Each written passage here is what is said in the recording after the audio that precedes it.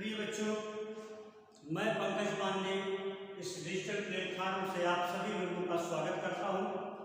आज class 10th की हिंदी कृतिका बच्चों, आपके पाठ्यक्रम में कृतिका नाम की एक पुस्तक है जिसका प्रथम जो पाठ है वह है माता का अंचल। यह शिव पूजन सहाय जी द्वारा लिखा गया है। तो माता का अंचल, माता का अंचल। बच्चों, यह माता का अंचल पाठ शिव पूजन सहाय जी की रचना, एक उपन्यास देहाती दुनिया का एक अंश जो कि आत्मकथात्मक है। इसमें शिव पूजन सहाय जैसे प्रसिद्ध लेखक ने अपने बाल जीवन, अपने माता पिता के द्वारा मिले हुए स्नेह, बच्चों के बीच में जो खेल कूद होती थी, जो उछल कूद होती थी, किस तरह से इनकी माँ इनकी सेवा करती थी, इनके पिताजी कैसे इन्हें गंगा स्नान कराने जाते थे, खेल कूद कराते थे, उन सबका बाल बचपन का वर्णन माता का अंचल नामक पाठ में बताया गया है, लिया गया है। बच्चों, आज के वर्तमान समय में आप भी बहुत से ऐसे उछल कूद खेल बच्चों के साथ खेलते होंगे, लेकिन शिव पूजन सहाय की जो उपन्यास जो रचना देहाती दुनिया है, उसमें उन्होंने ऐसे बोलचाल, ऐसी ठेठ क्षेत्रीय बोलियों का प्रयोग किया है जो कि बड़ी ही सरलता से, आसानी से किसी भी व्यक्ति के समझ में आ सकती है। वैसे शब्दों का प्रयोग माता का अंचल में भी किया, क्योंकि माता का अंचल पाठ शिव पूजन सहाय की उपन्यास देहाती दुनिया से ही लिया गया। और देहाती दुनिया जो उपन्यास था वह हिंदी साहित्य का प्रथम आंचलिक उपन्यास भी माना जाता है। तो इसमें आप बिहार क्षेत्र की बोली, भाषा, क्षेत्रीय खेल कूद, बच्चों के उछल कूद का वर्णन, माँ का प्रेम और स्नेह, इसके साथ साथ पिता के द्वारा जो दुलार शिव पूजन सहाय को बचपन में मिला, उन सबका समग्र वर्णन इस पाठ में किया गया।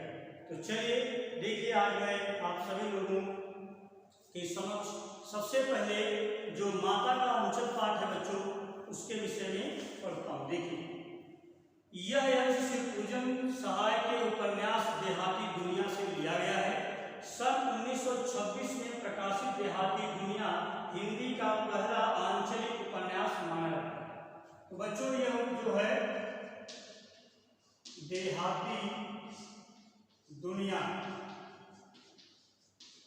यह उपन्यास था जो 1925 ईस्वी में इसका प्रकाशन हुआ। तो इसी से ही यह पाठ लिया गया है, ये इसे बताया गया। यह स्मरण शिल्प में लिखा गया हिंदी का पहला उपन्यास भी माना जाता है।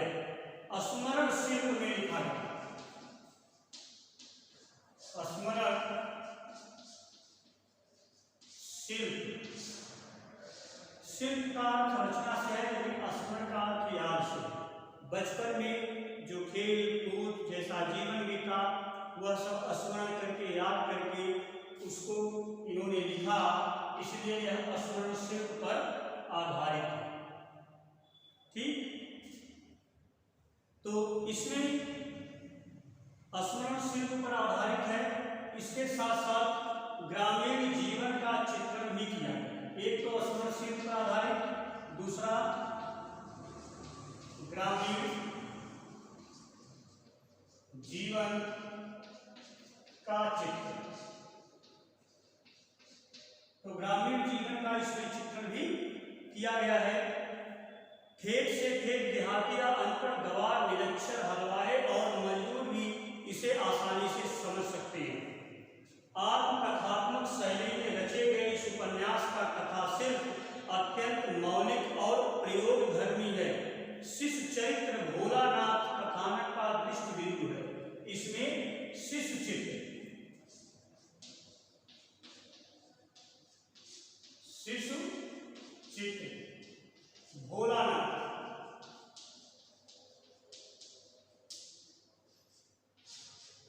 बच्चों हम आपको ये बता दें कि जीवन परिचय जब हमने आपको बताया था शिव पूजन सहाय का, तो भोलानाथ इनके बचपन का नाम, बचपन का नाम क्या था? भोलानाथ। ठीक। अब जो माता का अनशन पाठ है इसके विषय में देखिए, मैं वाचन कर रहा हूं। शिव पूजन सहाय जी के द्वारा रचित प्रसिद्ध उपन्यास देहाती दुनिया का एक अंश माता का अंचल पाठ्यक्रम दिया गया है, जो कि एक शिक्षित एक बाल जीवन में किस तरह से खेल कूद, माता पिता के द्वारा स्नेह दुलार प्रेम कैसे दिया जाता था, उन सबका समग्र वर्णन किया गया। सबसे पहले इसमें कुछ बोलचाल क्षेत्रीय गीतों का भी प्रयोग है, जैसे दिया है जहाँ लड़कों का संग तहाँ बाजे मृदंग, जहाँ बुढ़ों का संग तहाँ खर्च का तंग। तो मृदंग जो कि एक तरह का वाद्य यंत्र होता है, एक तरह का बाजा होता है। इसी प्रकार लेखक कहता है कि हमारे पिता तड़के उठकर, तड़के शब्द दिया गया है, ये क्षेत्रीय बोली है। तड़के का अर्थ है सुबह या प्रातः काल, ठीक, उसे तड़के करते हैं क्षेत्रीय बोलचाल की भाषा में। तो सुबह सवेरे उठ करके निबट नहाकर स्नान ध्यान करके पूजा करने बैठ जाते थे। कौन बैठ जाते थे? शिव पूजन सहाय के पिताजी, इनके पिता का नाम वागीश्वरी सहाय था, माता का नाम राजकुमारी देवी था। तो शिव पूजन सहाय के पिता वागीश्वरी सहाय जी नित्य कर्म करने के बाद, स्नान करने के बाद पूजा पर बैठ जाते थे, आसन लगा करके पूजा करने के लिए बैठते थे।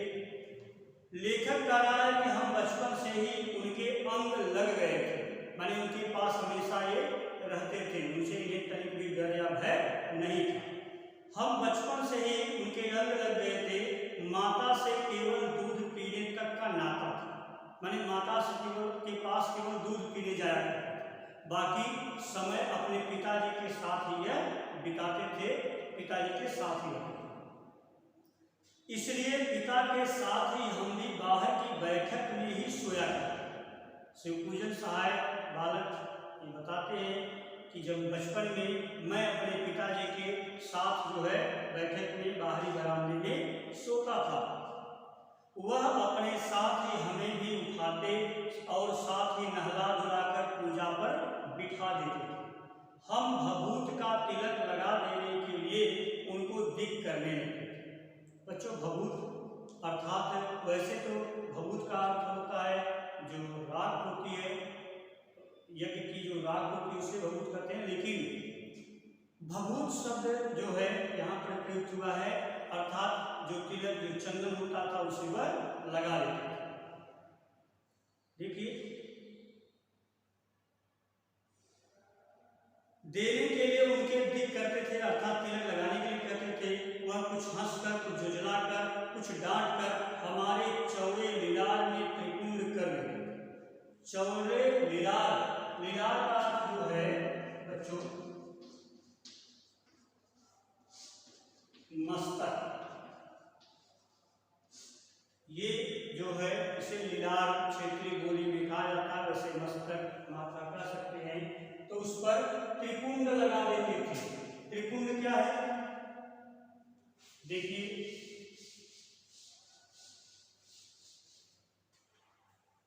त्रिपुंड बच्चों यह एक तिलक है। जैसे आपने देखा होगा कि मस्तक पर इस तरह से भी कुछ लोग तिलक लगाते हैं, ये त्रिपुंड है। तो ये त्रिपुंड है, ठीक। इस तरह से मस्तक पर 3 आड़ी तिरछी रेखाएं खींचते थे, अर्थात ऐसे ही तिलक लगा देते थे। कौन?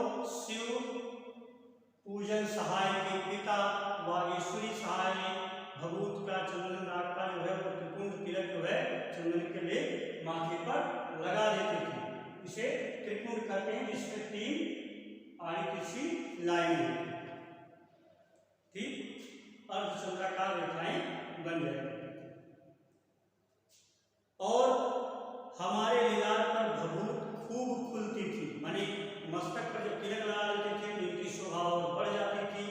सिर में लंबी लंबी जटाएं थी, भभूत रमाने से हम खासे बम भोला बन जाते थे।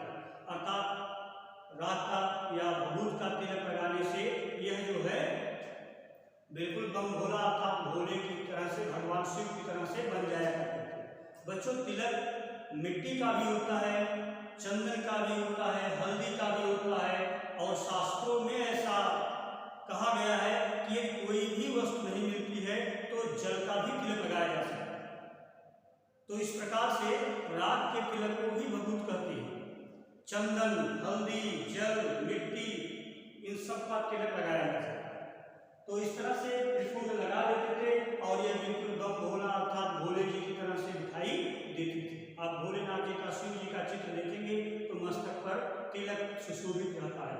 इस तरह से शिव पूजन सहाय के पिताजी शिव पूजन जी को तिलक लगा देते। पिताजी हमें बड़े प्यार से भोलानाथ कहकर पुकारते थे। क्या कहकर पुकारते थे? बचपन का नाम इनका भोला था, वैसे इनका एक और भी नाम था, तो भोलानाथ कह करके उनके पिताजी को बुलाते थे, पुकारते थे। पर असल नाम था तारकेश्वर नाथ। लेखक कह रहा है कि असली जो नाम था वो था तारकेश्वर नाथ। इनका जो असली नाम था वो क्या था? तारकेश्वर नाथ था। उनको बाबूजी कहकर पुकारा करते और माता को मैया। लेखक कह रहा है कि हम अपने पिताजी को बाबूजी कहकर के पुकारते थे और माता को मैया कहकर के पुकारते थे, लेकिन इनका वास्तविक नाम तारकेश्वर, बचपन में भोलानाथ कहा जाता था। शिव पूजन सहाय साहित्य के क्षेत्र में सबसे चर्चित नाम है।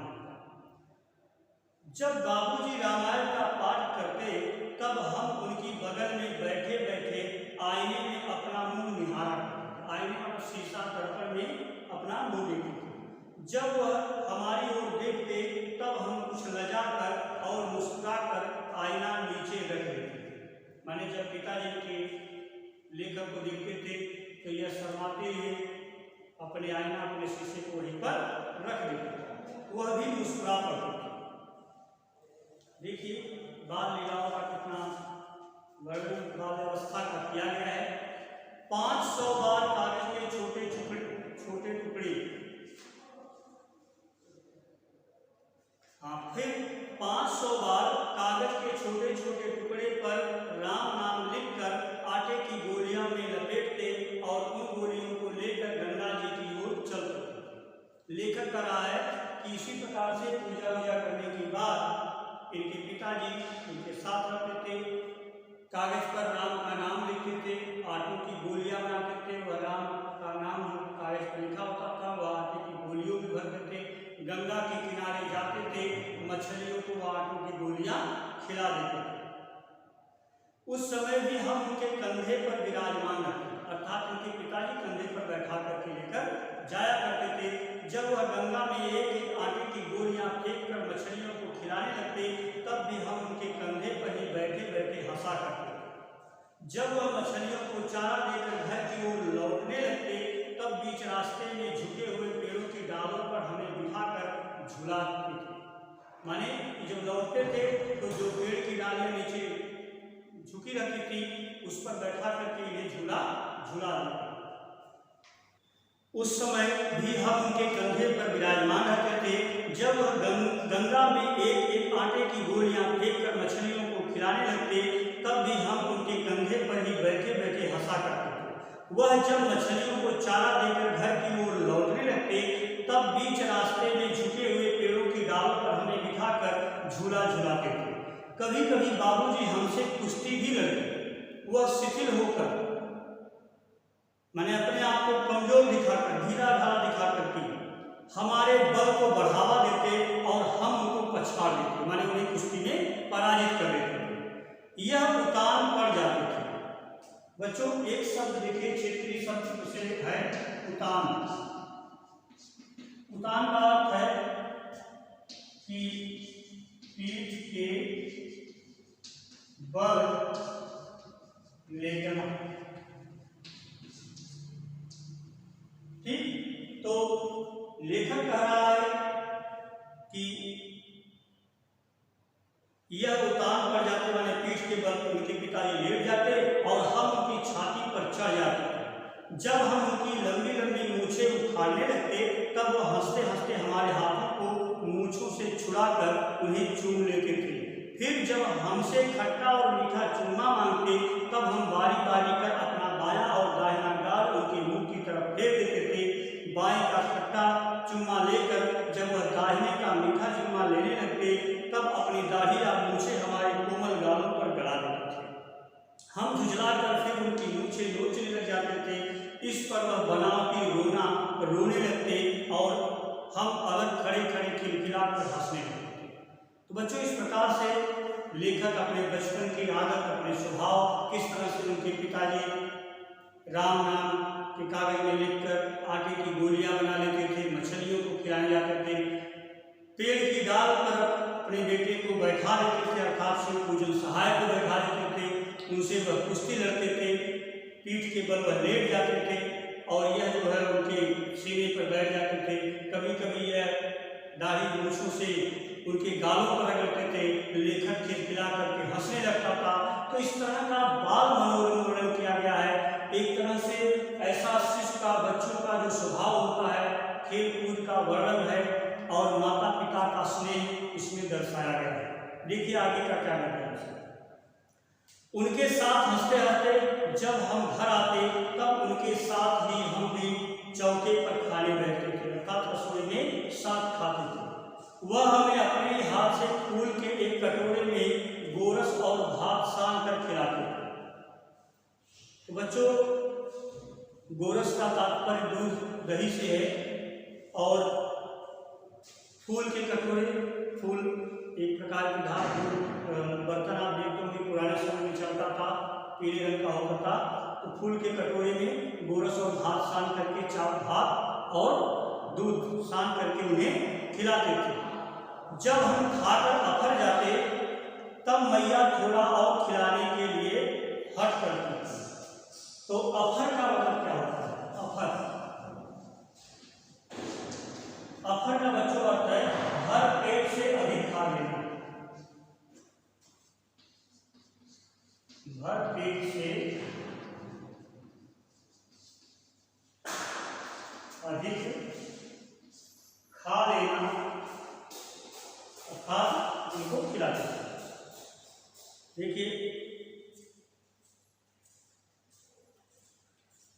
जाते जब मैया थोड़ा और खिलाने के लिए हट करती थी तो वह बाबूजी से कहने लगती, आप तो 4-4 दाने के कौन बच्चे के मुंह में देते हैं। इससे वह थोड़ा खाने पर भी समझ लेता है कि हम बहुत खा गए हैं। आप खिलाने का ढंग नहीं जानते। बच्चे को भर मुंह कौर खिलाना चाहिए। कौर का निवाला से है कि बच्चे को भर मुंह कौर खिलाना चाहिए। जब खाएगा बड़े बड़े कौर तब पाएगा दुनिया में ठौर। ठौर का अर्थ है स्थान। बच्चों, ये शब्द है ठौर। तो ठौर का स्थान से है, ठीक। तो वह उनकी माँ कहती थी कि जब बड़े बड़े निवाले खिलाएंगे, कौर खिलाएंगे तो यह दुनिया में एक स्थान बनाएगा, दुनिया में इसको एक अवसर मिलेगा। माँ जो है लेखक के पिताजी से कहती थी कि देखिए मैं खिलाती हूँ, मर्दुए क्या जाने कि बच्चे को कैसे खिलाना चाहिए। मर्दुए का अर्थ है मर्द, पुरुष का क्या जाने कि बच्चों को कैसे खिलाना चाहिए। और महतारी अर्थात माता के हाथ से खाने पर बच्चे का ही पेट भरता है। ये कौन करता था? शिव पूजन सहाय की माता शिव पूजन सहाय के पिताजी से कहती थी। यह थाली में दही भात शांति, शांति माने गुथती थी, लपेटती थी और अलग अलग तोता, मैना, कबूतर, हंस, मोर आदि के बनावटी नाम से कौर बनाकर यह कहते हुए खिलाती जाती कि जल्दी खा लो नहीं तो उड़ जाएगी। अर्थात वो एक एक कौर अलग अलग बनाती थी कि यह तोता का कौर है, यह मैना का है, ये कबूतर का खा लो, ये हंस का खा लो, और कहती थी अगर नहीं खाओगे तो ये उड़ जाएंगे। पर हम उन्हें इतनी जल्दी उड़ा जाते थे कि उड़ने का मौका ही नहीं मिला। इसके बाद जब हम सब बनावटी चिड़ियों को चट कर जाते, अर्थात जो कौर होता तो उसे खा लेते थे, तब बाबूजी कहने लगते, अच्छा अब तुम राजा हो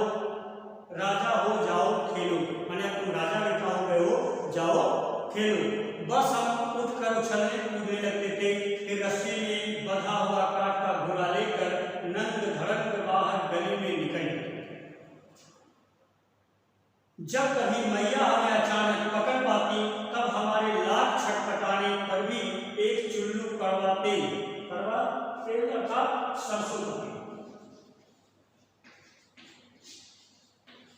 कड़वा तेल अर्थात सरसों का तेल। ठीक, सरसों का तेल हमारे सिर पर डाल ही देती थी, हम रोने लगते और बाबूजी उस पर बिगड़ खड़े होते थे, पर वह हमारे सिर में तेल बोध कर माने तेल लगाकर हमें उबट कर ही छोड़ती थी। फिर हमारे नाक में और लीलार अर्थात माथे पर काजल की बिंदी लगाकर चोटी गूंथ देती थी। उसके बाद फूलदार लट्टू बांधकर रंगीन कुर्ता टोपी पहना देती थी। हम खासे कन्हैया बनकर बाबूजी की गोद में सिसकते बाहर आते थे। देखिए बाल रूप का कितना अच्छा वर्णन है कि माँ सरसों का तेल सिर पर रखती थी, उन्हें नजर उठा टीका लगाती थी माथे पर कि नजर न लगे।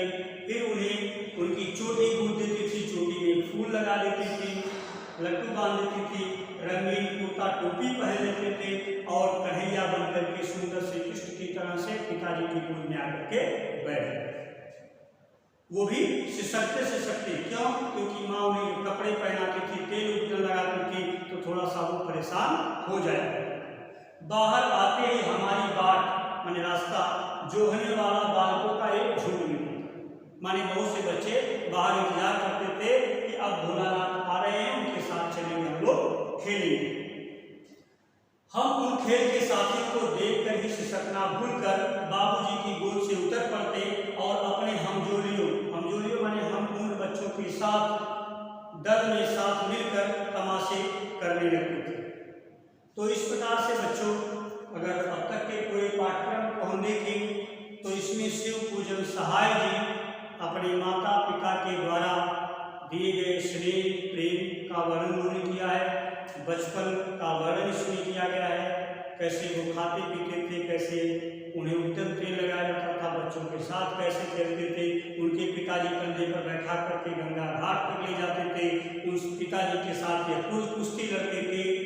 इसी प्रकार से कुछ त्रिकोण अर्थात तिलक भी लगा देते थे, उतान, अफर, ठौर, कड़वा, ये जैसे शब्द हैं, ये एक क्षेत्रीय बोली के शब्द हैं जो गांव क्षेत्र में विशेष रूप से एक सीमित क्षेत्र में बोले जाते हैं।